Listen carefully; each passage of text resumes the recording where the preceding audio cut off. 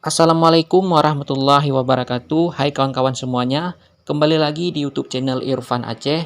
Di video kita kali ini yaitu sekarang kita sudah berada di jalan rel kereta api, atau tepatnya berada di pusat pertokoan di jalan rel kereta api Langsa Kota.